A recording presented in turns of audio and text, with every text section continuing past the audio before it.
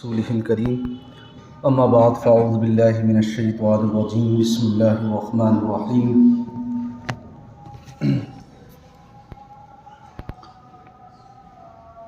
يا ايها الذين امنوا اتقوا الله حق تقاته ولا تموتن الا وانتم مسلمون صدق الله مولانا العظيم وصدق رسوله النبي الامين الكريم ونحن على ذلك لمن الشاهدين والشاكرين والحمد لله رب العالمين۔ آئیے سب سے پہلے آقا نامدار فخر آدم بنی آدم رحمت دو عالم نور مجسم صلی اللہ تعالیٰ علیہ وسلم کی بارگاہ بے کس پناہ میں ہدیہ درود شریف کا نذرانہ پیش کریں، پڑھیں بآواز بلند اللہم صلی علی سیدنا و مولانا محمد وبارک وسلم صلی اللہ علیہ صلاۃ و سلام علیک یا رسول اللہ صلی اللہ تعالیٰ علیہ وسلم۔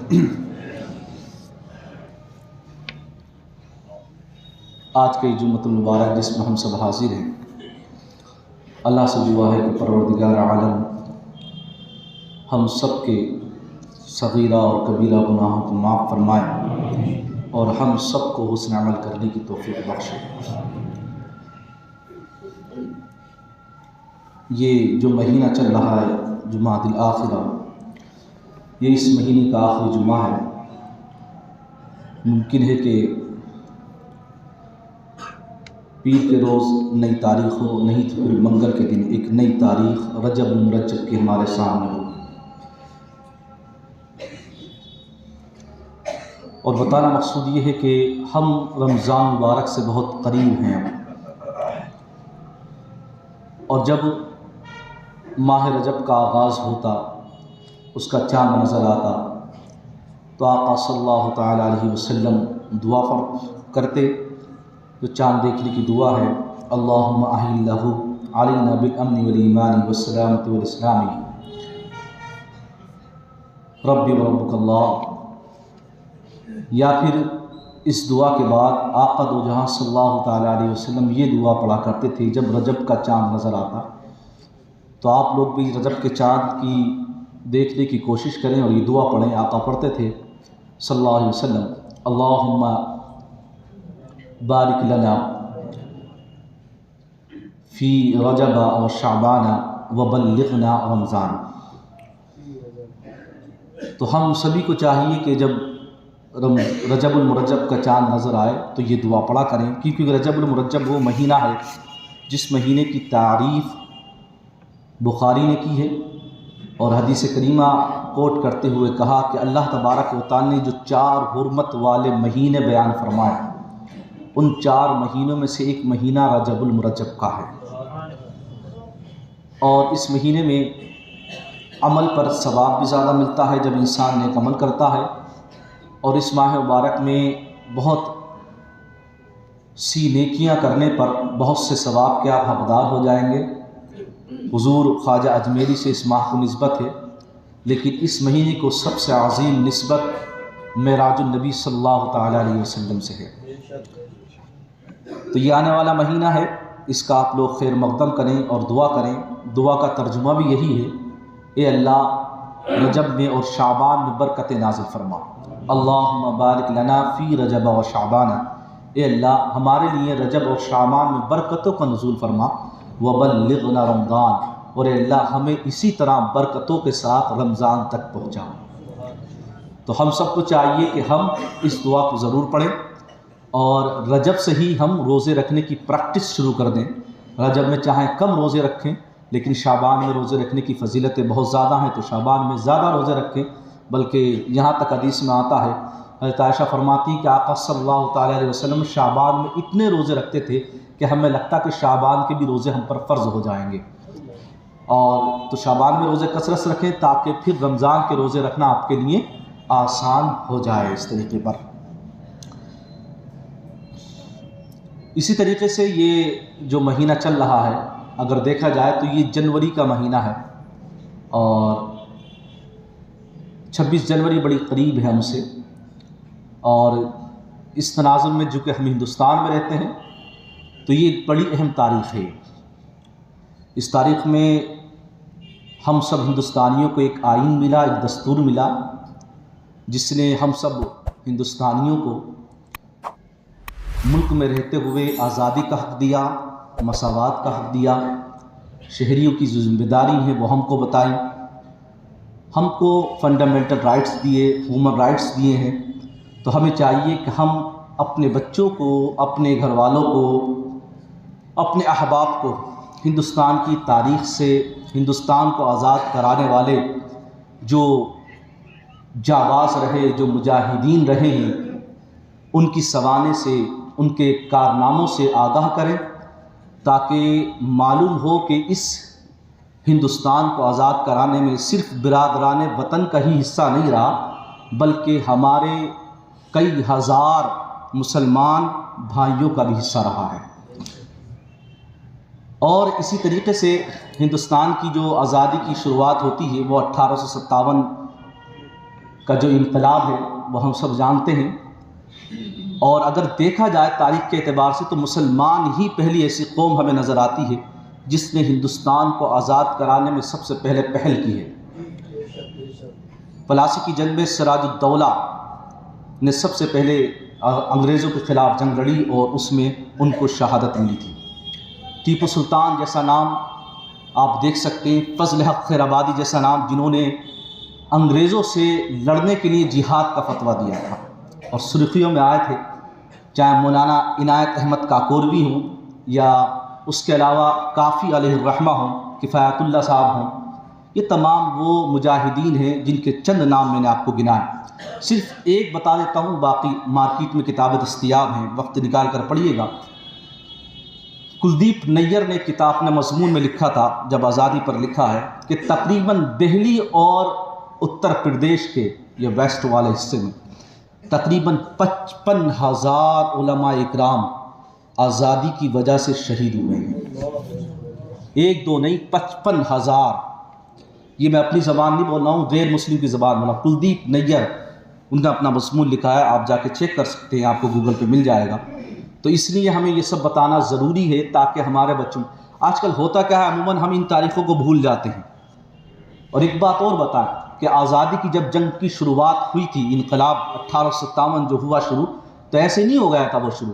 ہمارے مسجدوں کے منبروں سے، ہمارے مدرسوں سے، ہماری خانقاہوں سے آواز اٹھی تھی، تبھی جا کر لوگوں نے آزادی میں حصہ لیا تھا، کیونکہ ہندوستان نے پھر ہمیں آئین دیا۔ خیر 1947 کے بعد سب سے پہلا مرحلہ یہی ہوا تھا کہ ایک ہمارے پاس آئین ہونا چاہیے، ہم انگریزوں کے بنائے ہوئے قانونوں کے مطابق زندگی نہیں گزاریں گے۔ تو ظاہر سی بات ہے اس مرحلے کو تقریباً 3 سال کا عرصہ لگا۔ جو تقریباً دستور ہند بنانے والی اسمبلی تیار ہوئی، اس میں تقریباً 35 مسلمان تھے، 35 مسلمان تھے، اور پھر اس کے بعد 7 رکنی کمیٹی جو تشکیل پائی، جس میں ایک بڑا نام بھیم راؤ امبیڈکر کا آتا ہے، اور ایک بڑا نام جو ہے اس میں سید سعد اللہ جو مسلمان ہیں وہ بھی شامل تھے 7 رکنی والی میں۔ انہوں نے ہندوستان کا آئین تیار کیا، اور اسے تیار ہونے میں تقریباً 2 سال 11 مہینے 18 دن یعنی تقریباً 3 سال لگے، اور اس کا نفاذ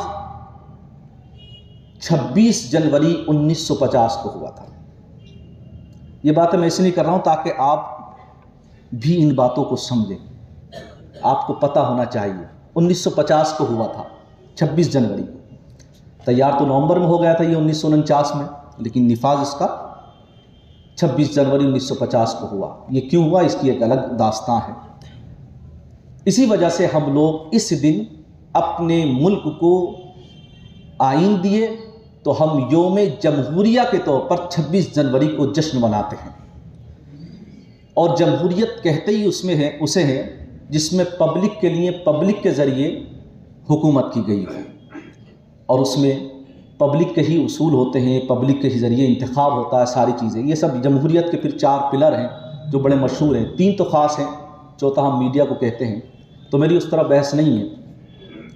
مقصد کیا بتانا تھا صرف کہ ہم اگر اس طور پر یوم جمہوریہ منائیں کہ 26 جنوری کو اپنے گھر اگر چھٹی ہوتی ہے اس دن ہم لوگ پکنک مناتے ہیں، گھومنے جاتے ہیں، ایسے ہی گزار دیتے ہیں۔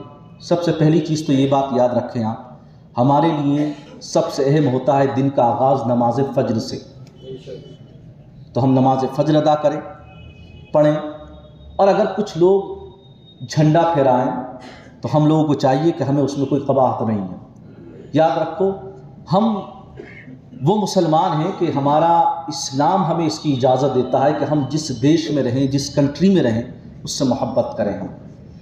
تو ہم سب کو چاہیے کہ اپنے ہندوستان سے محبت کریں۔ اور آپ سوچ رہے ہوں گے کہ ہندوستان کی اتنی تعریف کیوں؟ تعریف کرنا چاہیے کیونکہ جو ہمارا آئین تیار ہوا ہے اس کی دفعات 25 یعنی آرٹیکل 25، 26، 27، 28 حصہ 100 آپ پڑھیے، اس میں ہمیں یہ آزادی دی گئی ہے، ہمیں نہیں سب کو آزادی دی گئی ہے کہ ہم اپنے مذہب کے طور پر اپنی زندگی گزاریں۔ اسی لیے ہم اپنی شریعت کے مطابق اپنی زندگی گزارتے ہیں۔ مسلم پرسنل لا بورڈ ہے ہمارے یہاں، اسی وجہ سے قائم ہوا ہے تاکہ مسلمانوں کے جو قانون ہیں، یعنی جو شرعی قانون ہے، اس کے مطابق انہیں زندگی گزاری جائے۔ آج بھی اللہ کا فضل ہے کہ ابھی تک ہمیں یہ آزادی ہے کہ ہماری نماز پر کوئی پابندی نہیں، ہماری مسجد و مدرسوں پر کوئی پابندی نہیں۔ اسی طریقے سے یوم جمہوریہ جو 26 جنوری کو ہوتا ہے، ہمیں یوم احتساب کے طور پر منانا چاہیے کہ جو سب سے بڑا آئین ہمیں ملا تھا۔ یاد رکھو، ہندوستان کا آئین دنیا کا سب سے بڑا آئین ہے، سب سے بڑا دستور ہے۔ تو جو ہمیں ملا تھا، اس میں جو ہمیں رائٹس دیے گئے ہیں، اس میں جو حقوق ہمارے لیے ہیں، کیا وہ حقوق پورے ہو رہے ہیں؟ اسے کہتے ہیں یوم احتساب۔ کیا جو ہمیں آزادی دی گئی، کیا ہم اس آزادی کے مطابق زندگی گزار پا رہے ہیں؟ آج یہ جو ظلم و تشدد عام ہو رہا ہے، جبکہ بنیاد یہ ہے آئین کی کہ کسی پر ظلم نہ کیا جائے، کسی پر تشدد نہ کیا جائے، اس سے دور رہا جائے، ہر ایک کو اس کے حق دیے جائیں، شہری حق بھی بیان کیے گئے ہیں۔ تو ہم سب کو چاہیے کہ ہم ان باتوں کو ذہن میں رکھیں، اپنے رائٹس کو پہچانیں۔ یوم احتساب سے مراد میری یہ ہے کہ جب ہم ان پہ غور کریں گے تو ہمیں پتہ چلے گا کہ ہمیں پتہ ہی نہیں ہے کہ ہمارا رائٹس کیا ہے، ہمیں معلوم ہی نہیں کہ ہندوستان نے ہمیں کیا کیا حقوق دیے ہیں، کسی کو نہیں معلوم ہوتا ہے۔ اب آپ دیکھیے، اگر اپنے حقوق آپ کو پتہ ہو تو آپ قدم اٹھائیں گے، آواز اٹھائیں گے، آپ آگے بڑھیں گے آپ۔ لیکن ہمارے مسلمان اس چیز سے بالکل محبت نہیں کرتے، یہ بڑے افسوس کی بات ہے۔ اور ایک بات اور، یہ جو بات کہی گئی ہے ان میں سب سے اہم بات یہ ہے کہ یاد رکھیں، ہمارے لیے ہمارا جو آئین ہے نا، جو دستور ہے، وہ قرآن کریم ہوتا ہے۔ کیا ہوتا ہے؟ بولیے، زور سے بولیے۔ قرآن پاک ہمارا آئین ہے سب سے پہلا۔ اس نے ہمیں جس طریقے سے زندگی گزارنے کا حکم دیا ہے، ہم اس طریقے سے زندگی گزاریں۔ ہاں، چونکہ ہم جس ملک میں رہتے ہیں تو ظاہر سی بات ہے اس ملک کے رہنے کے اپنے طور طریقے ہوتے ہیں، اپنا آئین ہوتا ہے، تو اس ملک کی جو باتیں ہماری شریعت سے نہیں ٹکراتی ہیں، ہمیں قبول کرنے میں کوئی حرج نہیں ہے۔ اور اگر شریعت سے ٹکرائے گی تو سب سے اوپر کیا رہے گی؟ شریعت کی بات رہے گی، شریعت کے مطابق ہمیں زندگی گزارنا ہوگی۔ یہ ایسا ہی ہے کہ ظاہر سی بات ہے ہر کسی کے گھر کے مہمان نوازی کے طریقے الگ ہوتے ہیں، ہر کسی علاقے کا رہنے سہنے کا طریقہ الگ ہوتا ہے۔ اس لیے ہندوستان میں کئی تہذیبیں ہیں، کئی کلچر ہیں ہندوستان کے اندر، تو کسی کے کلچر کو بھی ختم نہیں کیا گیا ہے، سب کو باقی رکھا گیا ہے۔ یہ آئین نے ہمیں رائٹس دیے ہیں۔ ہندوستان میں کئی بولیاں بولی جاتی ہیں، کئی کلومیٹر کے بعد، یعنی 12، 15، 20 کلومیٹر کے بعد بولی بدل جاتی ہے، کئی زبانیں ہندوستان میں بولی جاتی ہیں، لیکن سب کو آزادی دی ہے کہ وہ اپنی زبان میں تعلیم حاصل کرے۔ رائٹ ٹو ایجوکیشن بڑا زبردست ہے ہندوستان کے اندر، لیکن ہمیں اس سے کوئی مطلب نہیں ہے کہ ہم اپنے بچوں کو تعلیم دیں۔ حیرت کی بات ہے، ہم اس بات پہ تو لڑ رہے ہیں کہ ہمارے مدرسے بند ہو جائیں، اسکول شروع ہو جائیں۔ یہ کچھ سیکولر مسلمانوں کی سوچ ہوتی ہے، جبکہ ہمارا ملک ایک جمہوری بھی ہے اور سیکولر بھی ہے، یہ ہم سب جانتے ہیں۔ لیکن ہمارے مسلمانوں میں یہ کیڑا بیٹھ گیا لبرلزم کا اور سیکولرزم کا، کہ وہ سیکولرزم کو صحیح سے سمجھتے نہیں ہیں اور سوچتے کہ مدرسے بند کر دیے جائیں اور اسکول صرف چلائے جائیں کہ صاحب اس سے ترقی ہوگی مسلمانوں کی۔ جبکہ آپ کو معلوم ہونا چاہیے کہ بڑے بڑے دانشوران اس بات کے قائل ہیں کہ اگر مدرسے بند ہو جائے تو تم بالکل ہی ختم ہو جاؤ، کچھ نہیں بچے گا پھر تمہارا۔ ہاں، یہ کہہ سکتے ہو کہ زمانے کے اعتبار سے مدرسوں میں کچھ موڈیفیکیشن، ایڈپٹیشن، ایکوموڈیشن کیا جا سکتا ہے تاکہ ہم مدرسوں کو آگے لے جا سکیں۔ زمانے کے اعتبار سے ٹیکنالوجی کا استعمال کیا جا سکتا ہے زمانے کے اعتبار سے بلڈنگس بنائی جا سکتی ہیں، کنسٹرکشن اس میں اس طریقے کا کیا جائے، بچوں کے لیے بیٹھنے کا سسٹم اس طریقے سے کیا جائے، تو یہ ایک ہو سکتا ہے. لیکن یہ کہ بالکل مدرسے بند کر دیے جائے تو بالکل ختم ہو جاؤ گا. اور یہ ہمیں حق ہمارے آئین نے دیا ہے کہ ہم اپنے مدرسے بھی قائم کر سکتے ہیں، اپنی تنظیمیں بھی بنا سکتے ہیں، اپنی مساجد بھی بنا سکتے ہیں. یہ ہمیں آئین نے دیا ہے. اس لیے آج ہم ہندوستان کے اندر رہتے ہیں، اور اگر ہندوستان کو ہماری ضرورت پڑتی ہے جب سرحد پر، تو الحمدللہ عثمان جیسے آدمی، اشفاق اللہ خان جیسے آدمی سرحد پر کھڑے ہو کر بھی ہم ہندوستان کی خدمت کرتے ہوئے نظر آتے ہیں. تو یہ ساری قربانیاں جو دی ہیں ہمارے اسلاف نے یا ہمارے بڑوں نے ہندوستان کے لیے، ہمیں ان قربانیوں کو اپنے بچوں کو بتانا چاہیے. یہ میرا اصل مقصد تھا. خیر، چونکہ 26 جنوری کو آئین کا نفاذ ہوا تھا، تو اس کی بات ضرور کریں کہ آئین کسے کہتے ہیں، آئین کے اندر کتنی دفعات ہیں، کتنے آرٹیکل اس میں موجود ہیں، یعنی کہ کتنے ضمیمیں اس میں ہیں، کتنے تتمے اس میں اندر بیان کیے گئے ہیں. یہ ساری چیزیں ہمیں ہونا چاہیے. جس سے کہ آرٹیکلز کی اگر بات کی جائے تو 395 اس میں آرٹیکل ہیں، اور 22 اس میں ابواب ہیں، چیپٹر ہیں، اور 12 ضمیمیں ہیں، اور 2 تتمے اس میں شامل ہیں. تو اس میں ترمیمات اب تک بہت ہو چکی ہیں، تقریباً 104 مرتبہ اس میں ترمیم ہوئی ہے. تو اور اب یہ پرانا ڈاٹا ہے، تھوڑا 1 سال پرانا، تو ہو سکتا ہے ممکن اس میں ترمیمات اور بھی ہوتی رہیں، کیونکہ قانون کا مطلب ہی یہ ہوتا ہے کہ وہاں بنایا جاتا ہے، پھر اس میں کچھ نہ کچھ ترمیم ہوتی رہتی ہے. خیر، یہ تو بات ہو گئی 26 جنوری سے متعلق. تو ہم سب کو چاہیے کہ ہم اس کو یوم احتساب کے طور پر منائیں، اور اس دن اپنے آئین کی خصوصیات، یعنی جو اس کے فیچرز ہیں، وہ بچوں کو بتائیں، اپنے گھر والوں کو بتائیں. مارکیٹ میں آپ کو کتابیں مل جائیں گی. کیوں بتائیں؟ اس لیے بتائیں کہ بیٹا یہ دیکھو خاصیت ہے ہمارے آئین کی، اور ہمیں انہیں اپنانا ہے، ہمیں انہیں اپنانا ہے. اور دوسری اہم چیز، اس نے ہمیں آزادی دی ہے ہمارے مذہب کی، تو ہمیں اپنے مذہب کے مطابق زندگی گزارنا ہے. اور یہ ضروری ہے، یاد رکھو. مذہب کو میں بیچ میں اس لیے لا رہا ہوں کہ یاد رکھو ہم جس ملک میں رہتے ہیں اس ملک میں تمام مذاہب کے لوگ رہتے ہیں. یہ اس ملک کی خوبصورتی بھی ہے. گنگا جمنی تہذیب جسے کہا جاتا ہے، یہ اس ملک کی خوبصورتی ہے. لیکن اب حالات ایسے بدل رہے ہیں کہ لوگ اسی آئین کو ختم کرنے کی سوچ رہے ہیں. اس لیے ہمارے لیے ضروری ہو جاتا ہے کہ ہم اس آئین کی بھی حفاظت کریں. جس طرح ہم ملک کی سرحدوں پر رہ کر اپنے ملک کی حفاظت کرتے ہیں، اسی طریقے سے ملک کے اندر رہ کر جو ملک کے آئین کو ختم کرنا چاہتے ہیں، ہم اپنے آئین کی بھی حفاظت کریں، اور ان لوگوں کے خلاف قانونی طور پر کارروائی بھی کی جائے. یہ بہت ہی ضروری ہے، نہایت ضروری. اگر آئین ختم ہوگا، آئین پر کسی بھی طریقے سے حملہ ہوگا، تو یاد رکھو پھر یہ جو تمہاری مذہبی آزادی ہے، ممکن ہے کہ پھر اس پر بھی حملہ ہو، پھر ممکن ہے کہ جنگ اور فسادات اور زیادہ ہونے لگے. اور یہ کوئی نہیں چاہتا ہے کہ ڈومیسٹک وائلنس کو بڑھاوا ملے، کوئی نہیں چاہتا کہ خانہ جنگی ہو، کوئی نہیں چاہتا ہے کہ ملک کے اندر آپس میں ملک والے لڑیں. کیوں؟ کیونکہ یہ اس کی ترقی میں ایک بڑی رکاوٹ ہوتی ہے. کامیابی اگر چاہتے ہیں تو ہمیں چاہیے کہ ہم گنگا جمنی تہذیب جسے کہا جاتا ہے، یکجہتی کے ساتھ، یونٹی کے ساتھ ہم آگے بڑھیں اور ایک دوسرے کا ساتھ دیں، تب ہم ملک کو آگے لے جا سکتے ہیں. اور یہ بات ذہن میں رکھیں کہ مسلم کمیونٹی بہت بڑی حصہ داری ہے ہندوستان کے اندر، بہت بڑی حصہ داری ہے. اس کو نظر انداز کر دیا جائے اور سوچا جائے کہ ہمارا ملک ترقی کرے گا، یہ ممکن ہی نہیں ہے، کسی بھی طریقے سے ممکن نہیں ہے. اب دیکھیے، آپ جب آپ کو پتہ ہوں گا اپنے رائٹس، تو آپ کو پتہ ہوگا کہ انسان کا بیہیویئر کیسا ہونا چاہیے. اب دیکھیے، کل ہی کی بات ہے، آج کے اخبار میں فرسٹ پیج پر آپ پڑھ لیجئے کسی بھی اخبار کو اٹھا کے، وہ جو کشتی کرنے والے پہلوان جو ہیں، جنہیں ریسلر بھی کہا جاتا ہے، کیسے دھرنے پہ بیٹھے ہوئے ہیں. کیوں؟ کیونکہ انہیں پتہ ہے کہ یہ ہمارے ہندوستان نے ہمیں رائٹ دیا ہے کہ اگر کوئی مہیلاؤں کے ساتھ زیادتی کرے گا تو اس کے خلاف سخت ایکشن لیا جائے گا. کوئی اگر کسی کا حق مارے گا تو اس کے خلاف ایکشن لیا جائے گا. ہمیں معلوم ہونا چاہیے یہ چیز. آج ہر کوئی یہ چاہتا ہے کہ اولاد میرے حق ادا کرے، ہر ماں باپ یہ کہتا ہوا نظر آتا ہے، لیکن یہ کوئی نہیں کہتا کہ اولاد کے بھی کچھ حق ہے، وہ بھی تم نے ادا کیے نہیں کیے. تو یہ چند باتیں تھیں جو میں نے بتائی، کیونکہ وقت بڑی تیزی سے جاتا ہے. ایک بات اور عرض کرنا تھی جو اس سے ہٹ کر ہے، وہ یہ عرض کرنا تھی کہ ابھی پرسوں یا ترسوں 2-3 دن پہلے ایک نکاح پڑھایا، تو اس میں ایک صاحب نے ہم سے پوچھا کہ حضور اکرم صلی اللہ تعالیٰ علیہ وسلم کی ازواج مطہرات کا جو مہر تھا، شرع پیغمبری کر کے پوچھا کہ شرع پیغمبری کیا ہے وہ ہمیں بتائیے۔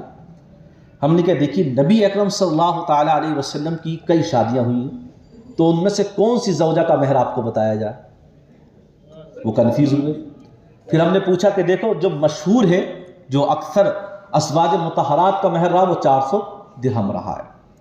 پھر ہم وہ کیلکولیٹ کرنے لگے، ایک درہم کا وزن کتنا ہوتا ہے، کیا ہوتا ہے، یہ سب کچھ انہوں نے نکالا۔ تو میں نے ان سے کہا آپ اتنا وقت جو میرا صرف کروا رہے ہیں، آپ یہ بتائیے جہیز لیتے وقت یا جہیز جو دیا جا رہا ہے، آپ نے پوچھا کہ حضرت فاطمہ کا جہیز کتنا تھا؟ سکتے میں آ گئے۔ یہ کیوں پوچھا میں نے ان سے؟ حالانکہ مجھے کوئی مطلب نہیں تھا، اس لیے کہ جہیز کی ڈیمانڈ بہت چل رہی ہے آج کل۔ جہاں دیکھو میں بھی اگر کوئی مجھ سے کہتا کہ صاحب لڑکا یا لڑکی کا کوئی رشتہ بتائیے تو میں ڈرتا ہوں بتاتے ہوئے۔ کیوں؟ کیونکہ پہلی بات یہی آ جاتی ہے ادھر سے نکل کے کوئی نہ کوئی بول دیتا کہ بھائی 50 لاکھ مل رہے تھے ہمارے بیٹے کو، تو وہاں سے 40 لاکھ مل رہے تھے۔ اب یہ کہنے کا مطلب کیا ہے رشتے میں کہ مطلب آپ اس سے زیادہ دیجیے، اور مہر رکھیں گے وہ جو حضرت محمد صلی اللہ علیہ وسلم کے جتنے مہر تھے اتنے رکھوا دیجیے، مہر فاطمہ کے جتنے۔ جبکہ پوچھنا آپ کو یہ تھا کہ کم سے کم مہر کتنے ہیں شریعت میں، وہ ہیں 10 درہم۔ زیادہ کتنے ہیں؟ جتنی حیثیت ہے اس کے حساب سے رکھیں نا۔ کوئی دینا آپ کو ہندوستانی سکے ہی ہیں، آپ درہم و دینار تو نہیں لا سکتے، وہ تو بند ہو گئے۔ حضرت فاطمہ 400 مسقال چاندی تھی ان کے کیا نام ہے مہر، تو وہ چاندی تو آپ نہیں دے سکتے تول کر کے اب، اور اگر دینا چاہے تو کوئی حرج بھی نہیں ہے۔ لیکن ہے کیا کہ انسان، اب دیکھیے آپ مسلمانوں کی سوچ دیکھیے، آپ ہوتا کیا ہے کہ مجھ سے آ کر لوگ یہ تو پوچھ لیتے ہیں ائمہ سے جا کر، علماء سے جا کر کہ مزار پہ کس طرح حاضر ہونا چاہیے، مزار کے بارے میں اسلام کا کیا تصور ہے، وہ صاحب منع کر رہے تھے۔ لیکن کوئی آ کر ہم سے یہ نہیں پوچھتا کہ امام صاحب یہ بتاؤ نماز کس طرح پڑھنا چاہیے۔ یہ باتیں میں اس لیے کہہ رہا ہوں کہ مسلمانوں میں ہو یہ گیا ہے کہ انہوں نے بجائے فرائض اور واجبات کے، یعنی جو پرائورٹیز ہیں ہماری، جو اعلیٰ درجے کی ہیں ہماری، ہم نے ان کو بالکل چھوڑ دیا ہے، اور جو سب سے نچلے درجے کے کام ہیں وہ شروع کر دی ہیں۔ جیسے مزارات پر حاضری دینا اتنی کثرت سے دی جاتی ہے کہ آپ دیکھیں کیسا جنب غفیر لگا ہوا ہے، اور مسجد آپ دیکھیں کیسی ویران آپ کو نظر آئیں گی گاؤں دیہاتوں کے اندر، جبکہ سب سے نچلے درجے کا کام ہے مزار پر حاضری دینا۔ آپ کو بتاؤ باعتبار نماز، اگر نماز کا موازنہ کیا جائے، نماز کے لیے قدم نکالنا، ہر قدم پر نیکیاں ہی نیکیاں بڑھا کرتی ہیں۔ یہ حدیث سے ثابت ہے یہ چیز کہ آپ نماز کی نیت سے گھر سے نکلے ہیں۔ تو ہوتا کیا ہے کہ ہمیں اپنی پریورٹیز کو جاننا ہوگا، ہمیں اپنے ان باتوں کو جاننا ہوگا کہ ہمیں شریعت کا جو قانون ہے ہمارا، اس میں سب سے اہم کیا ہے، ہمیں زندگی کیسے گزارنا چاہیے۔ تو ان چند باتوں کو اس لیے بتا دیا جاتا ہے آپ کو کہ معاشرے میں ہم رہتے ہیں اور سوچتے ہیں معاشرے میں امن قائم ہو جائے، تو بھیا ہم تو شریعت کے بھی طریقے پر زندگی نہیں گزارتے اور اپنے ہندوستانی طریقے پر زندگی نہیں گزارتے۔ ہم اگر ہم دیکھا جائے تو ہم دونوں طریقے پر بآسانی زندگی گزار سکتے ہیں۔ ہمیں سب سے پہلی چیز شریعت ہے، اگر ہم اس کے مطابق زندگی گزاریں گے تو انشاءاللہ ہمیں ہندوستانی کے اندر کسی بھی طریقے پر زندگی گزارنے میں کوئی دشواری نہیں ہے۔ سننے میں آیا ہے 26 جنوری کی وجہ سے بہت سارے لڑکوں کو اٹھایا جاتا ہے۔ یاد رکھو یہ ایک اہم بات بتا رہا ہوں میں، اس وقت ہوتا کیا ہے یہ ہم سب جانتے ہیں ہندوستان کے حالات کیا ہیں، لیکن ہم سب کی ذمہ داری یہ بھی بنتی ہے کہ ہم جن کو اپنے گھر کرائے پر دیتے ہیں ان کا ویریفیکیشن بھی کریں۔ ہمیں معلوم ہونا چاہیے ان کا بیک گراؤنڈ کیا ہے۔ یہ میں وہ بات بتا رہا ہوں جس سے آپ بھی بچیں گے اور وہ بھی بچیں گے۔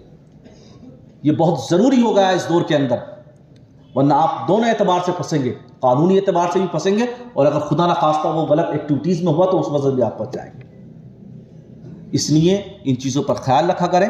اللہ تبارک و تعالی ہمارے ملک میں امن و امان کا ماحول قائم فرمائے۔ وقت ختم ہو گیا، کہنے میں کوئی غلطی معاف فرمائے۔ استغفر اللہ ربی من کل ذنب واتوب الیہ وما علینا البلاغ۔